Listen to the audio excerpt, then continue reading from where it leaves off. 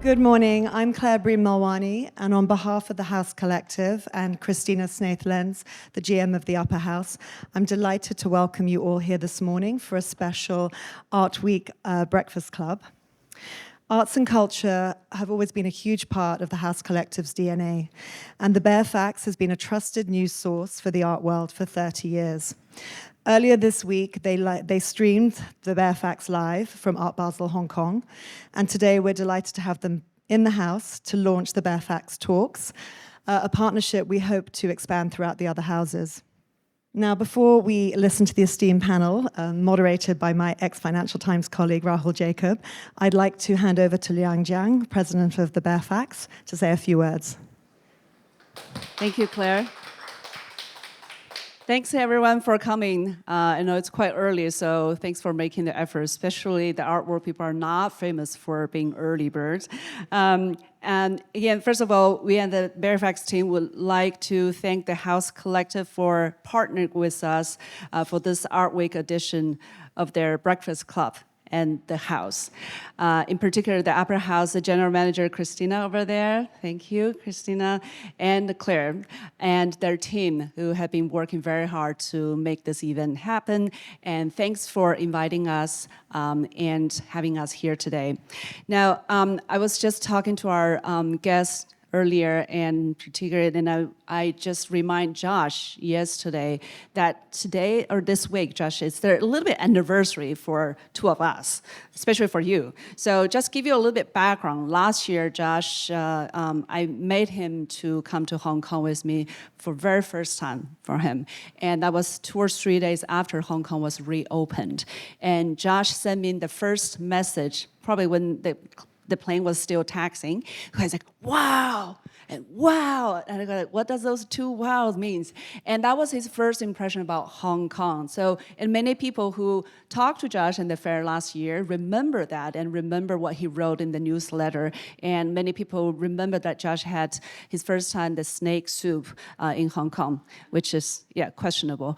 But I was talking to him yesterday, particularly what he's, wrong season? Oh, I think if you want, I'm pretty sure there's some, They can make it. No, Christina's like, please, no, we don't serve that.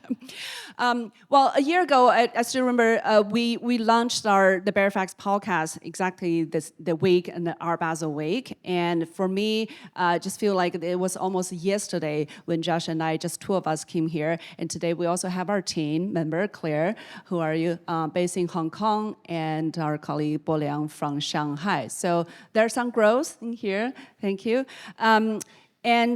But today, as Claire mentioned, this is also our Baer Faxt talk, the first edition we decided to launch in Hong Kong. And there's another thing I would like to share with you. We haven't made a public announcement yet, but we are introducing another additional Baer Faxt. We call it the Baer Faxt Collector Circle. Last week, this is only exclusive for people who made the effort to come this earlier, right? Josh, we can, the founding members. For all of you who are be interested to join this program, you have the special access, early access. We already put it online, nobody knows, although we found somebody actually submit and already enroll this membership. So let me tell you I'll be very quick before I hand the microphone to Rahul. This particular program is a community for anyone who's interested in learning about art and the global art market, to come together with an exclusive group of like-minded peers from around the world to learn and then make connections through international member-only events and educational content designed by the Baer Faxt team and our guests who are the art market insiders, such as those sitting here. And I would like to now introduce many of you are very familiar with all of them, but we're very excited to joined by Patti Wong, a longtime advisor and a founding partner of Patti Wong and Associate. Patti. Long time, 1 year old. You started very early. And also Philip Hoffman, the founder and CEO of the Fine Art Group. welcome. And of course, my dear colleague, Josh Baer, the founder and CEO of the Baer Faxt. And we're very honored to have Rahul Jacob, former Hong Kong bureau chief of the Financial Times, join us as a moderator. Thank you very much for participating in our panel. Now the panel is yours. Thanks very much. As I wandered around Art Basel yesterday, I thought, as I often do at Art Basel Hong Kong, that you really do need advisors, such as the ones we have on stage, because it's such a wide spectrum of, to me, sometimes completely bewildering art. And it makes your jobs more essential in some ways. Can I just start by asking you, Josh, about your prediction at the end of last year? You seem to be a pretty definitive prediction that there was a bull market ahead. Since then, we've had the quickening of a Chinese slowdown, and I just wonder if you still stand by that prediction and how the others feel. Well, there's been this sort of like Chicken Little, the sky is falling messaging going through the media. I think maybe some of the media wants it to happen because they don't like people making money so much. And I just think that I'm calling for a bull market. I don't know when, and it's not necessarily going to be by price, but I think the number of new people who want to collect art globally will quadruple, go 10 times. I read there were 6,000 people in the world who spend more than $100,000 a year on art. That's nothing compared to the wealth transfer that's going to happen, that is happening, not just in Asia, but globally. And I just think that the volume could go up significantly and the models will change. What do you think, Patti and Philip? I totally agree. You know, I'm Chinese and we play the long game. So, yeah, eventually there will be a bull market, definitely. But I think these, small little troughs or up and down is healthy for any market. And I agree with Josh. You saw in the last 2 days how keen people were, looking, shopping, taking selfies too. But, they were there, and why not? It's actually for us to take 2 hours or 3 hours out of our day. Hong Kong people have busy schedule, and do that, and then walk around booths and look at beautiful stuff, and it's a big ask. And they did it. And I was at dinner last night, and all my friends actually had been to the fair twice. You asked the question about interest and advisors, and we had some Chinese friends come over and wanted to go around, and they said we like pretty well everything. There are lots of things we'd like to buy, and I think the word of caution in 2024 is it's incredibly useful to have somebody guide you and give you an insight into what's good, bad, and ugly. And as I said to them, out of the 10,000 works that are probably here, 500 are super interesting, and of which probably 100 will be of interest or 200 will be of interest in 10 years' time. So, and they said, well, we want to buy as an investment. So it was interesting to hear, 20 years ago when I started my company, and you mentioned the word investment and art, they'd say, you must be joking. Now, 20 years on, everybody said, well, I like it, but is it an investment? Clearly, to my mind, the advisor role in Asia has been a bottleneck. That role is not so well respected. I remember being in Japan in the late 80s, early 90s, and the role of an art gallery was like the garbage man art gallery. Artists were up there, but it was a really frowned upon, low tier thing. And that's improved. I think galleries are now respected. But in Asia, people, I think, either treat art advisors a little bit, other than you, Patti, and a few others, kind of like valets. And they're going to need to learn that getting good access is not so simple, and learning something's not so simple. So I think is that a read that you see at all, Patti? The market here in Asia has evolved a lot. I was previously with Sotheby's for 31 years. And when I first joined, people think, what are you doing? Why are you not going into work in a bank or do something else? Why are you going into an auction house? So you're right that it did not have that cachet that then, but that's not why people work in the art world, right? It wasn't for the cachet, it's because they love Or the art. cash. Yeah. Or the cash. No. But now, people think art is part of their lives, and why would you not have an advisor to guide you? People love advisors to do other area. I mean, you're not going to do your house up without the professional help. You're not going to, enter into a contract without the lawyer's help. So to navigate the art world, to use an advisor is really makes sense. I mean, I had two stories. I asked a group of 100 people. I put 2 Monets up on the wall as images, and I said, one made 10 million, one made 1 million. I said, hands up, who thinks that one made 10 million? 80% put their hands up. It didn't sell below 1 million. And I said, that's why you need an art advisor. And I said, the second one was a wonderful story where one of our clients said, Philip, I've got the hang of this buying art. I now know how to do it. So I said, fine. He said, I've got the dream deal. He said, can you get me 40% discount on a Monet? And I said, I don't think I can. And he said, and it's sold at Christie's for 10 million. Can you get it for 6? I said, I rather doubt it. And he said, well, I've got it for 6. And I said, well, do you want to share the image and the information, and we'll have a look at it, and we'll just get our restorers to check it, and we'll do all the due diligence? No, he said, I might lose the deal if I don't wire the money now. So I said, I really would, I spend $1,000 getting it checked out. He said, no, I know how to do this. I've got the invoice from Christie's, 10 million.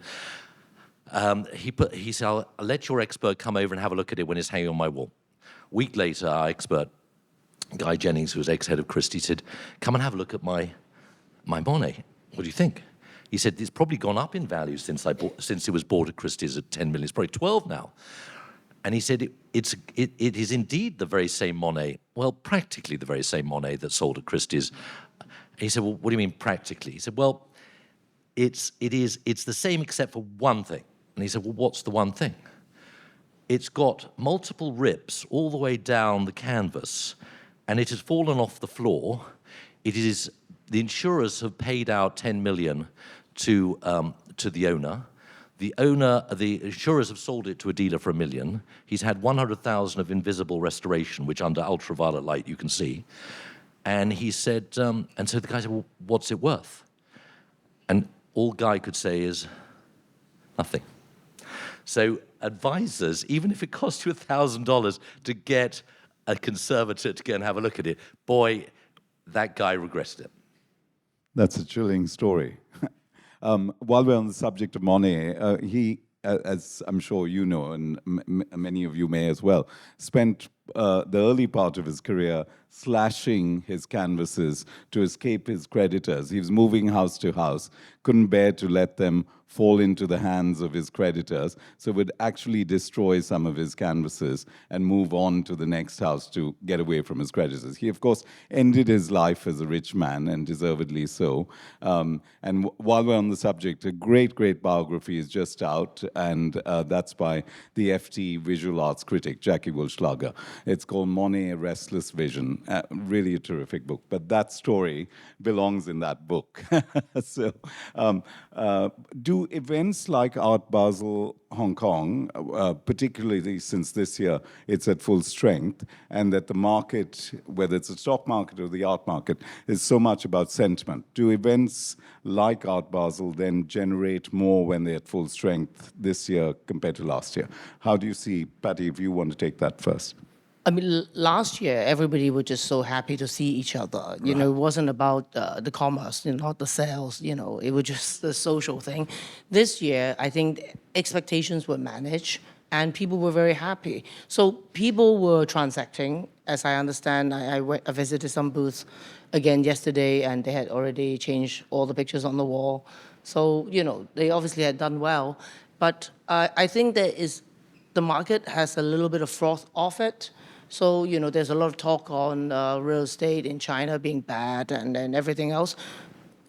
it's okay. These things do happen, but the people who made the effort to go to the art fair went in order to see whether there was something they wanted to buy. So I think that's the key. I'm very happy with the outcome. There were lots of discussion. What did you see? Did you like this? Did you like that? I think it's all very healthy. Do you agree, Josh? The speed has changed. So art fairs work because they give you this false sense of urgency. Same way auctions really work, based on you either raise your hand now or it's gone. The urgency level has been reduced. They say, oh, let me know tomorrow. Used to be like, you've got 45 seconds because Mr. Big is coming in and all that. So while the dealers say, oh, it's much better this way, don't believe them. They liked it the other way when they were selling, just sitting there fielding offers. So the pendulum has swung from the seller to the buyer. And it's much, it's easy to buy art. It's really hard to sell art. So we're in flux. It's like. And I think I probably shouldn't say this to my detriment, but I actually think now is a really interesting time to buy art.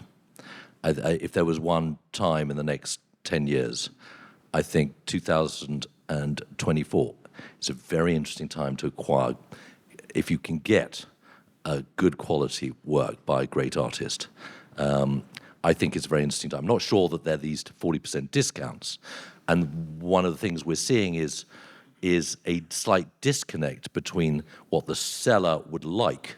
So the seller, if he thinks it's worth 5 million, the auction house might say it's worth 3 million. But there's some equilibrium in between, and if you can find something. If I could make a comment then, in the first few months of COVID, everybody thought, oh my God, I may never sell a painting again. It became the best buying moment in my lifetime, not by price, but people were willing to sell things they never would have sold. And that's always the point. So things came out, and they weren't 40% off. They weren't even necessarily 10% off. But, oh my God, I never thought I could have that. It took guts in not March, but by June 2020, deals were happening. And actually, it reminds me of one story when a guy sold his business for $1 billion, said, I'm coming shopping round the art fair, I'm coming with you. It was at Frieze in London. He said, I'm buying anything. He did say, I buy anything with a big discount. And I said, I don't think that's a good idea. He said, no, anything that's got a big discount. I said, everything that has a big discount is because nobody else wants it and probably won't ever want it. You should have told them double the price and you could have the big discount. And then some of these guys, they'd feel better. I got 40% off, but it's like more than the retail price was supposed to be. You said it's easy to buy art, difficult to sell art, which is one of the principal problems that some financial advisors have with art, that it's not liquid. Can you talk to that? Patty's probably the best expert because the auction house is essential because it gives the illusion of liquidity. Yes and no. I mean, the houses now have amazing sell-through rate because whenever they cannot sell something, they withdraw it, right? So now so now everything is like 90% or white glove. When a sale is 100% sold, not mentioning the 6 big things that they have withdrawn. So yes, it's all now a theater and for people to watch, and it is not like that. Yes, art is difficult to sell. You have to, on that moment, find that right person to like it and be willing to pay for it. So yeah, it's never been easy to me, but finding great stuff is also difficult.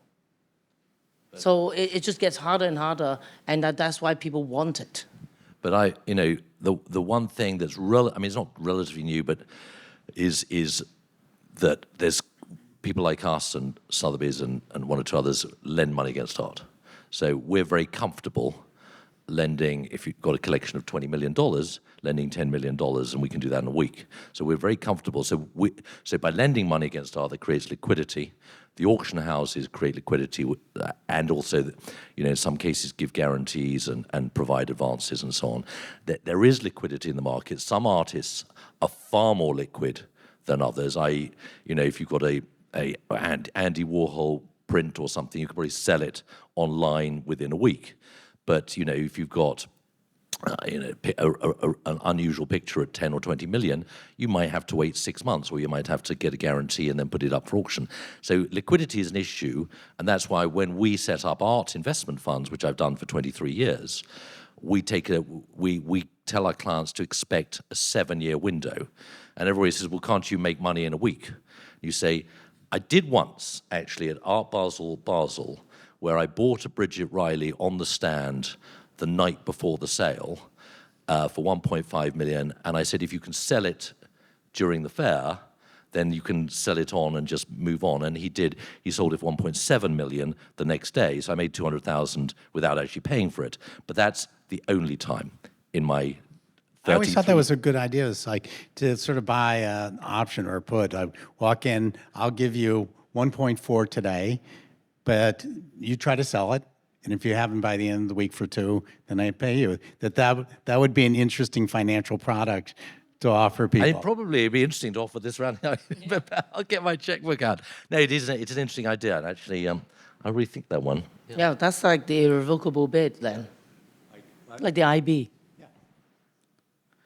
It's also, art is part of a kind of class of investments that is emotional, pleasurable as well, which makes it much more difficult to advise people on, and also presumably for people to make rational choices against things like jewelry, which you're familiar with, Patti, having worked in that area at Sotheby's, wine, whiskey. Which of these do you think people are able to make cut and dry decisions, rational decisions? I think jewelry is definitely the hardest. No doubt about it. I think people, when they want to buy a picture, how much they like it is important.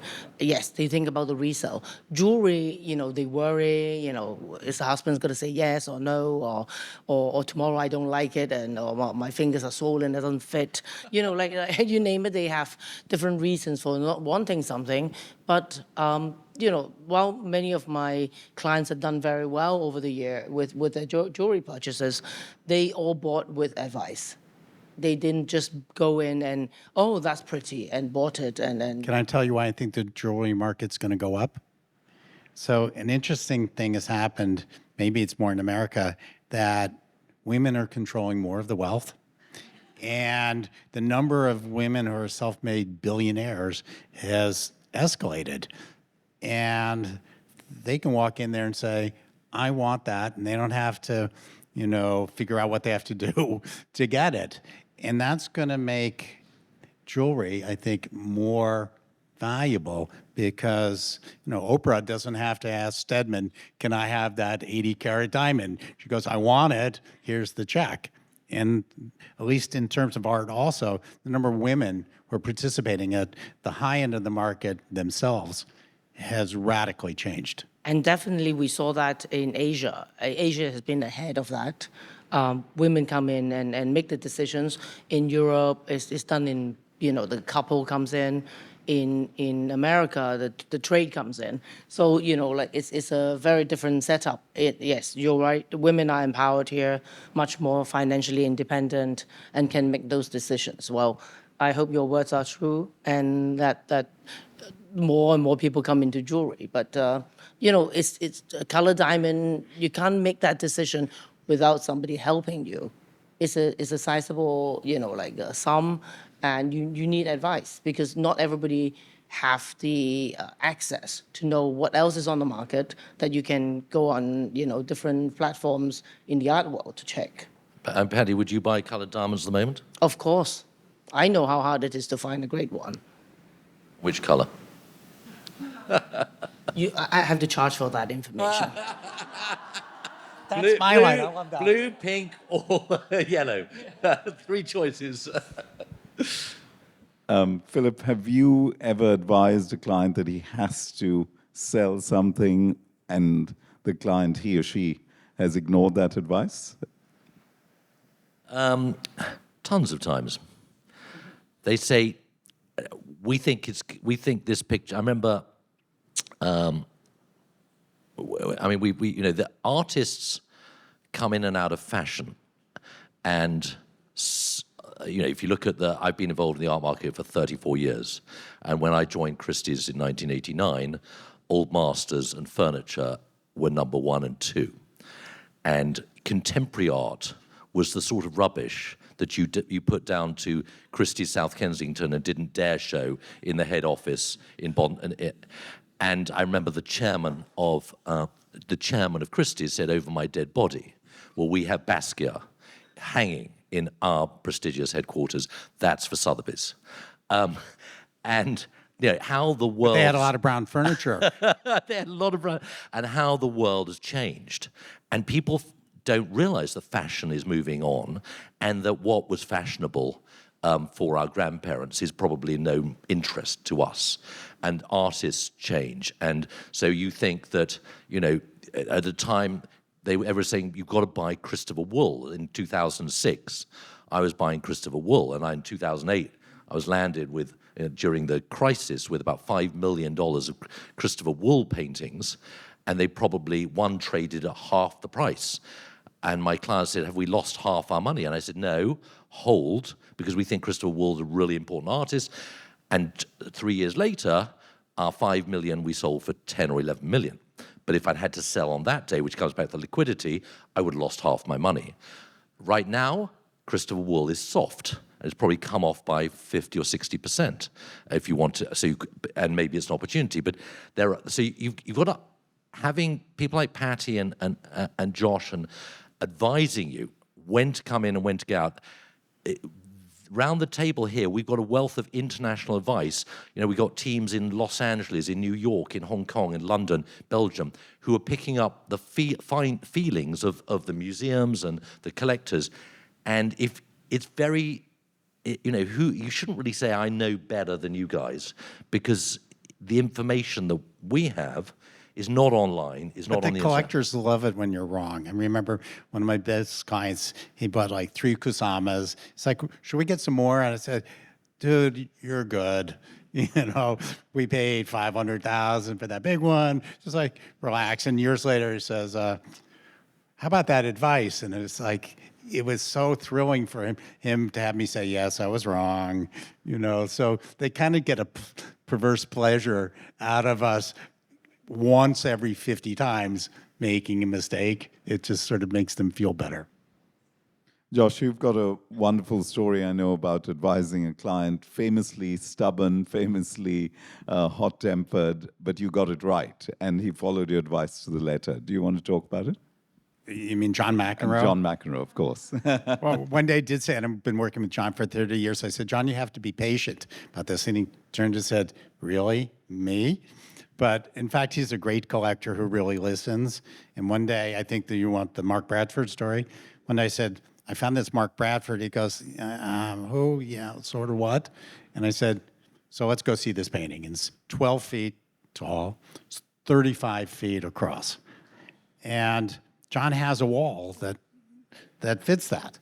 And we've bought these monumental things. And I'm look at it, and I said, John, I've never told you this. It's like, you have to buy this. It's like, it's not an option. And it was like $1 million, which for him was one of the biggest. He bought a Solution-Freud for that. But other than that, and he says, but I like it. I said, well, that's good. Then we take it back, and it's like, well, there's this pipe, the sprinkler that runs through the wall. And it's like, we're going to have to move that. And it's like, it's $20,000, Josh. What am I doing? I said, you're going to move the pipe. So he went, okay. Because I really went to bat, because in 30 years of dealing with them, it's the only time I said, you have to do it. And then we sold it for 2 years later for $12 million. So it's like, if you can't use that line too often. It's like, I think once in my career I said, you must do this. Do you do that sometimes? He didn't fight back on, or push back on the fact that you said sell. He wasn't that invested in it emotionally. We've always bought these monumental things with the idea they should wind up in institutions. Right. So it's at the Broad Museum Right. in LA. So that's a good outcome. Yeah, yeah. Any of you want to answer? I wish I'm as convincing as you are, because I remember in St. Moritz many years ago, I spotted a particularly nice blue diamond in the sale, and I keep bumping into a friend of mine in the lift, in the ski resort, and I kept saying, have you been to Sotheby's to take a look at that stone? It's really nice. And they said, oh, no, tomorrow I'll do that, or this afternoon I'll do that. Well, they never did, and I forgot about it. It went on to sell for a handsome sum. And years later, they said, Patti, you got to be a bit more pushy. You asked me, but you didn't say I had to.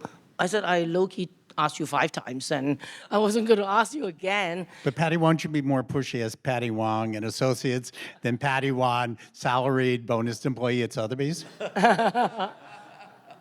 I think I told Seriously. more people not to buy things when I was at Sotheby's than I did to tell people to buy things. So I had a higher, I would say, success rate on selling things because I don't ask people to do that too often.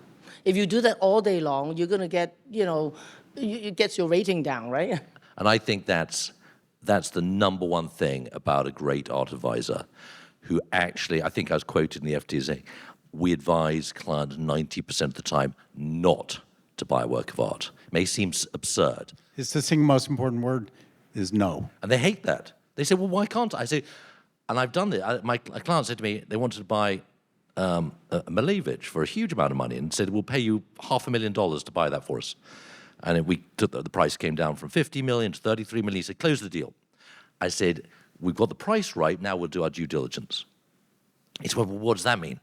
I said, well, we've got to check all the provenance, go to the history, go check.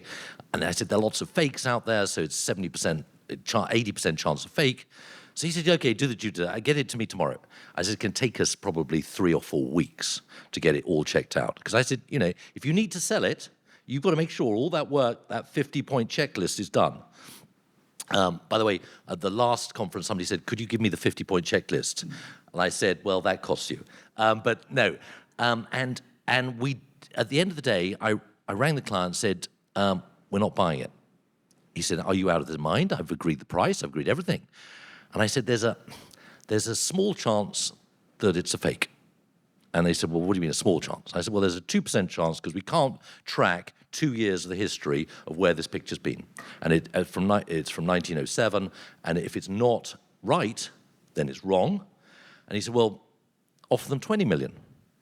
And I said, you can either offer them 33 million or 10,000. So he said, why 10,000? I said, because the frame is worth 10,000. And he said, we can't prove that it's right. We're not saying it's wrong, but if I've got 33 million, I'd rather buy a Picasso that I know is 100% right than a Malevich that could be right.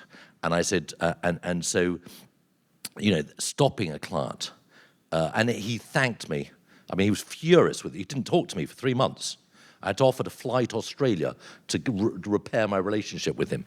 But he then became a long-term client. But if you tell clients who really want to go fast, no, at least my experience, they'd find another advisor who will tell them, yes, that's a masterpiece twice a day for people who are shopping. And it's like, that's not what I do, but that's what some people want, and go for it. Are there areas of art, geographic, that you think are promising at the moment? The FT recently had an article on Latin American art suddenly coming into focus, but I wonder whether collectors in Asia tend to be skewed naturally to art from Asia, or is that changing? Of course, it's not people from Asia are more skewed to art in Asia. Any regional people like their local stuff more because they see it more, they're more familiar with it. Americans with the American art, Europeans with the European art. So it's not in particular to Asians. But, women artists, you saw that as a resounding theme throughout the fair. There are now more and more women artists, and there are women out there who want to support that. and go out and seek it. Color of artist, artists of color, or as you say, Latin American, or I don't know, Indonesian, or wherever. There's good art to be, that's being made, and people are paying more attention. One thing I noticed at the fair, it seemed like the Western galleries were bringing Asian artists as part of their program. And I'd like to not think cynically that that was just to fill demand, but I think there has been a change in the culture of Asia being either through diasporas or just through some more information being brought into the Western system. We mostly think about Western art coming to Asia. That's what's like, you guys are dumb, you'll buy all that overpriced fake stuff and the Cezanne that's not good, that's been around. But in fact, it's the exporting that's going the other way too. I mean, I think naturally, as Patti said, clients from the region tend to prefer to start buying art from the region. That's where they're comfortable. And so you see that globally, in Spain or in Italy or here in Asia. But I always say to them, look, build your collection of Latin American or Asian art or whatever, or British art, but think a bit more globally, and sometimes they can become a real expert in their local art, and they can go around the galleries and they learn a lot.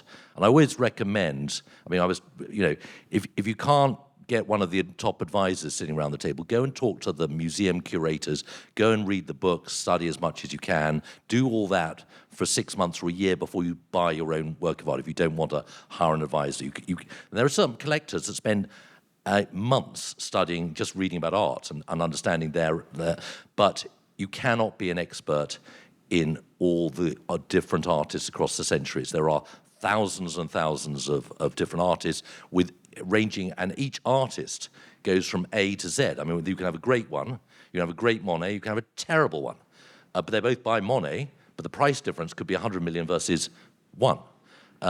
What I've seen is that sometimes people concentrate too much money for their portfolio into their regional art, and that's been a mistake. And they've always come to us and said, "How do we bail out of this market?" And it can be very difficult if the economy of that market has gone down. So a lot of clients were buying Spanish art in Spain, and then the economy tanked, and they couldn't sell it at all.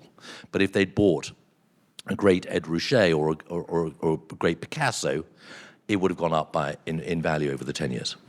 Mind you, what Josh said is true, that there were a lot of Korean buyers around, and every booth have their Park Se-bo or the token Asian art and then the Korean artists, so that they can lure people into the booth if they're not familiar. So people go in because they see something they're familiar with, and then they start exploring artists from other areas. So I think that is... But then you're saying that's a sales ploy, and I'm saying they may be showing it because they really think that work is great. True, yeah, they are. And they're picking probably the better examples of that art than some of the Asian, exhibitors are.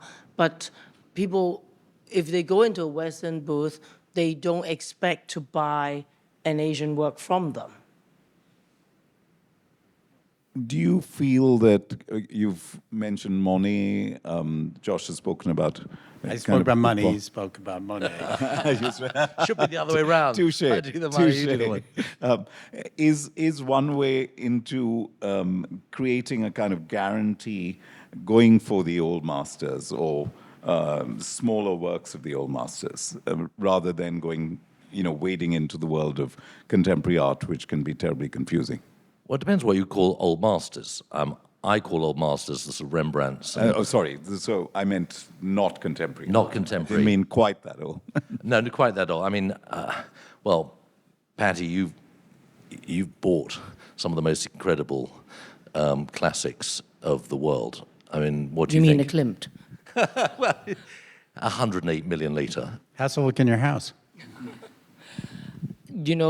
Klimt was fashionable then as it is fashionable now, and we just don't have that opportunity to see masterpieces coming on the market. Is not a reaction to what is actually hot or not. It's having the access to that work. So I think that drives it. Old masters, the main problem is, do we have great old masters coming on the market? If a great work comes out, I'm sure it will attract people. But Can we I just make don't. a comment here? And so as an outsider coming into Asia, I mean, I've been there enough, but now professionally, what's fascinating to me, particularly people from mainland China, is they learned about art all at the same time. So we in the West, we learned about, historically Rembrandt, and then we got to like Cezanne. We learned, and then we wind up at contemporary art. But for much of Asia, where they couldn't travel and things didn't come, they learned about Rembrandt and Basquiat at the same time. And that's a much different way. It's like a woman that I met here, she said, she saw the Manet show. She said, well, can I have that in my collection? I have Julie Moretu. I said, yes, you can do that.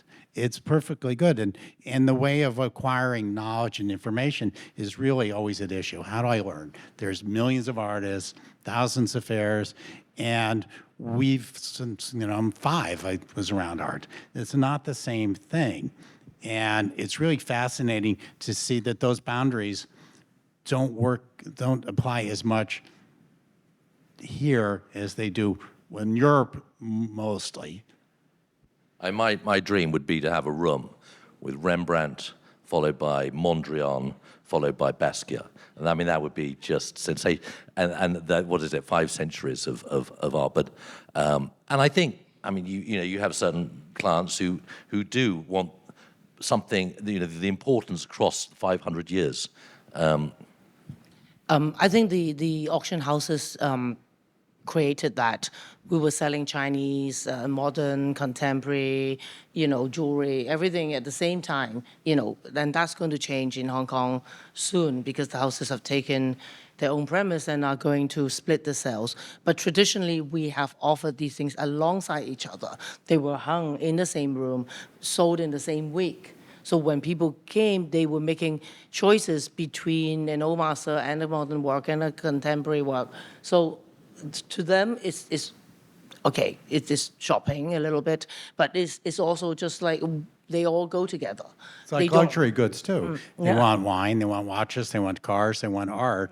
So I think that the growth in this bull market comes from 35 years old, and they're buying a specific watch, and they're going for a specific bottle of wine, and they don't want a 1927 Packard. They want some.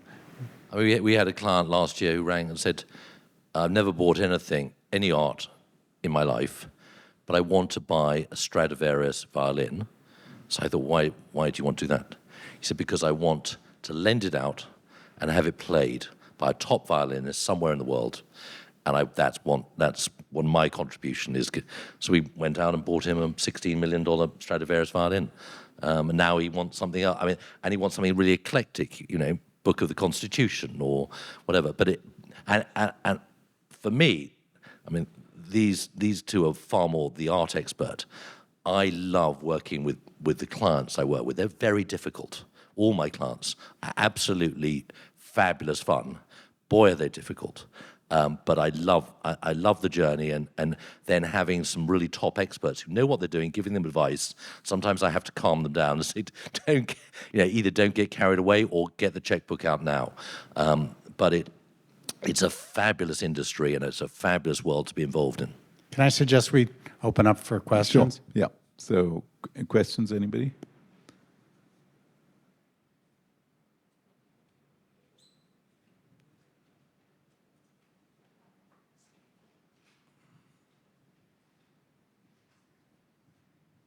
Just a simple question, because we're in the world of AI and digital. So I have to just get your take on how, especially for digital art, how that would impact the industry and your views on it. Josh, that's for you.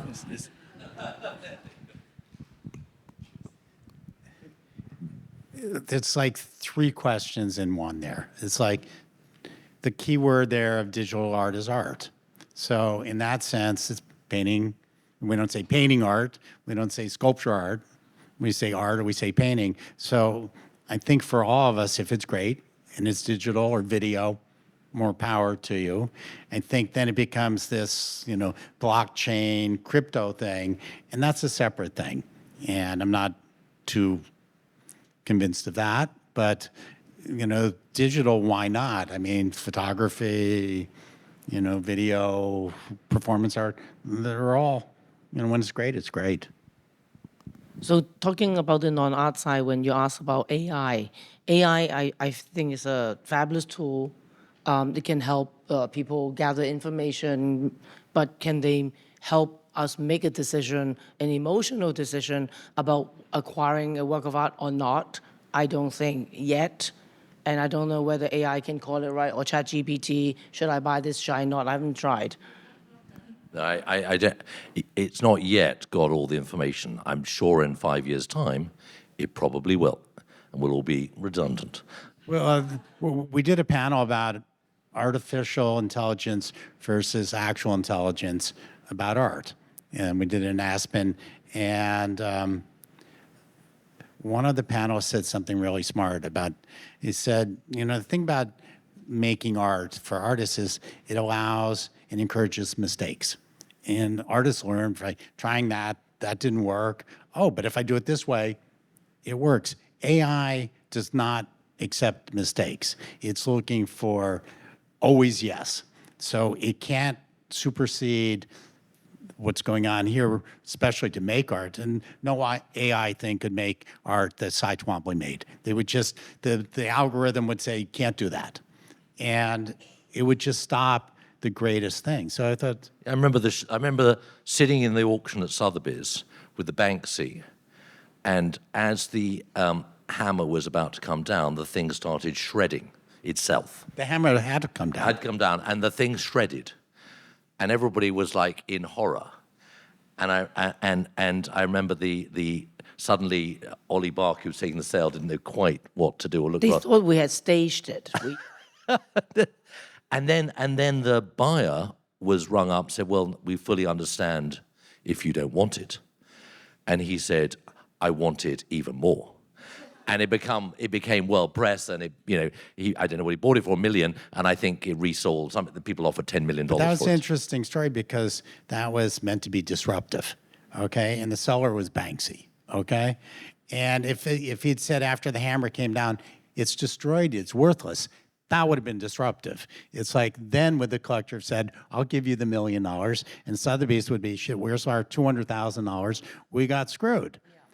But that's not how it was played. So it was really a non-disruptive setup that you guys got fooled with. There was a queue around the block after when we took it, when Sotheby's exhibited it, and people had more interest in the work than before. So it was like really the outcome that no one expected. So sometimes the rip in the painting is slightly more valuable, but trust me, get an advisor which way it goes.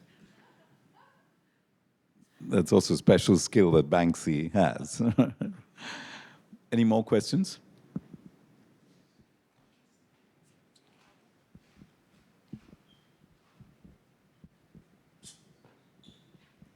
First and foremost, welcome back to Hong Kong. It's such a highlight of every year to have Art Basel here, so we're thrilled to have you all and so many fantastic exhibitors joining Art Basel. I was just interested for those of us who are growing in our journey in art collecting, what you would say the secrets are of Art Basel in Hong Kong that you've seen that you think are very special, that shouldn't be missed, because it's live, it's here, and it's such a special week for Hong Kong. So for people in Hong Kong, what should we make sure that we absolutely see this week without giving away your deepest secrets, perhaps, but the highlights of Art Basel from your perspective? Well, it's like 10 years now, right, since Art Basel started coming to Hong Kong. I think what the great thing is the exhibitors are still learning how to tackle this market, and they are adapting, the buyers are adapting all together, which is what makes it actually fun. If they got it right, they'll be bringing the same stuff. At the moment, it's still what sold well last year. You can get too much of it this year, and then so therefore they don't bring it next year. and then people want it by then. You have a repeat. And I think I need the exhibitors to call out what is going to be the next artist, rather than repeating what they did the year before. I always get this question. It's kind of like, the advice is free. It's kind of like, what should I buy? Okay? And as Patti says, that's, if I asked a hedge fund private equity guy what stock to buy, and I told him it better double, and if it doesn't go up, I want you to give me my money back. And by the way, I don't want to pay you for that advice. They look at you like you have three heads. And that's kind of what people do casually. So it's a question of like, not which artists to look at. It's like, what I would say to do at the fair is like, which galleries to pay attention to, and a relationship that you can start a conversation with. Because if they're good, it's not a 2-day thing, it's a multiple year thing. So use the opportunity to speak to them, find out about their program, find 1 or 2 galleries that you really buy into, and use that time to meet them. And if you deal with the junior person, they'll even spend more time. David's run will give you 2 minutes, fine. But if you're there on Saturday and talking to the assistant director, you can be really important. So instead of focusing on the neo route or not, if you focus on a few programs and build that relationships, that's how the great collections have been made. And the whole process becomes much more than shopping. It becomes part of your life. My simple advice, if people want some free advice, which I do give out, is look, go to some of the major galleries and learn and see what they've got in the primary markets. And a lot of people say, well, I want to buy something for $1,000 at an art show where I'm not even paying a premium for the dealer in the gallery. And I say, it's really worth going to one of the great galleries. There's Hauser, Werner, and Pace, and Gagosian and all those galleries. Yes, they are. It's not peanuts you have to pay. The entry point might be $40,000 or $80,000 or something, but they've at least tested the ground. They've probably 1 or 2 of the pictures already in museums, and if you can get into that primary market, it's with those top galleries, it is worth it. Not necessarily spending $2 million there, but if you can get access, and people like Patti and Josh and ourselves can sometimes get clients access to those primary works that when you ask, they say, I'm sorry, it's sold out. And then, there are 1 or 2 niche galleries that say mainly London. Like, I particularly always like Thomas Dane Gallery, which has always got very quirky, brought Hervin Anderson to the market a long time ago, but got a very, very good eye. So, but I would use top galleries rather than say I short circuit.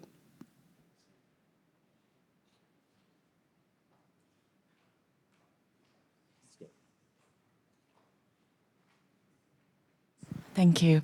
I'd like to ask on behalf of everybody, what is the ideal client to you as an art consultant? Could you depict? Yes, just because, I think a collector, to buy art has many different reasons, but I think before buying art, one should actually train herself or himself to be the person to be ready to know different market and to be knowledgeable about a certain area. But as an art consultant, I'm with you. I think it's so essential to have art consultancy established in Asia to prepare the culture itself and also the people. It's a trend. Therefore, could you please depict the ideal image of a collector to you? I'll go first. You can be high maintenance if you spend a lot of money, but you can't be high maintenance if you don't buy much, okay? So if you're low maintenance and you don't bug us all the time, that works. We're happy to deal with you. And then I'm going to speak for myself personally, there's one big client of mine. If I love it, they love it, or a few of them. That's really easy. And there are some other big clients of mine. If I say A, they say B. If I say this one, they'll say that one. And you just sort of learn what that's like. And people work with us and they say, well, how does it work? If I buy something, do I pay you? And I said, that's the worst relationship. And so many of our clients pay us a retainer because we're on speed dial 24/7 and we tour around the world with them. So Patti and I are on the plane the whole time, whether it's Los Angeles or New York or London. I think you were in London last week. And we're giving them an education and a fun journey. The art world is fun. The art world is fascinating. It is full of incredible people, amazing art, crazy moments, and our clients love the access to all of that, as well as buying art smartly. And people in Asia, I always remember, found it difficult to pay a retainer. They thought, I'd rather pay, you buy me something, and I'll pay you 10%. And actually the opposite of what we want. We say, look, we're going to help educate you, find you something amazing, and you get our advice 24/7, and we stop our clients buying. So in fact, I enjoy telling clients, don't. But I explain always why not. I say, look, it's been on the block.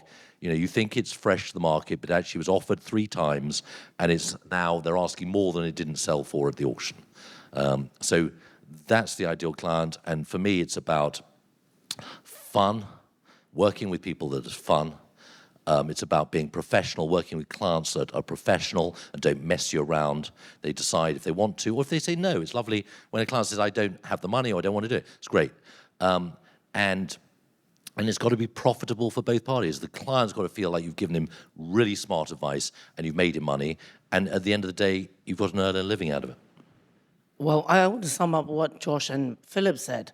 Actually, in Asia, it's notoriously difficult to get people to pay your retainer or any paid advice. Advice they love, but free. So we are a very small firm, and we can only handle so much. So our clients are on retainers, and they pick us as much as we pick them. Has to be people that we like working with. As Philip said, you talk to them a lot. So it better be an enjoyable experience rather than not. So we have, the clients we work with, we are very happy with. We took them on knowing what we were going in for, and we enjoy, acquiring art, selling art, or in the explorative journey with them. I mean, trust me, I would love to be a client of Patti Wong. Patty's losing her voice, and she needs to save it for those big deals. So I think we're going to wind up here. I think the Baer Faxt team would like to take us out and say a few words and thank everybody. Well, thank you all. Fun, fascinating, and actually lots of sensible advice is a good way to sum this up. Thank you all, and a wonderful audience as well. Thanks. May I just add one more thing, like how I think all of you mentioned the education word. And I think for those of you who are not planning, but I hope in the future you will consider to have the access to the top advisor, like the 3 of them sitting here. But for those of you who are just starting, I would recommend to join some program that you can have information, learning about more. Actually, we don't have that much time, but actually one of the questions I had, but it is a question for you to go back and then maybe think about how do you connect with art advisory, right? Because I think for this region, actually there's a need. But we offer the content, and this is one of the platform that the reason why we wanted to introduce the platform, the community. So do consider, my team just remind me, and they will hate me if I don't remember to mention that we do have a QR code, and when you are leaving, if you can scan there, you can learn more about our collector circle. So in the end, before we finish, I wanted to thank the Upper House team again, Claire, and I think Christina is back to office, and thank all the team here to put this together, and thank all of our guests and Rahul for moderating, and thanks to our team, and thanks all the guests for coming today, and stay in touch. Thank you.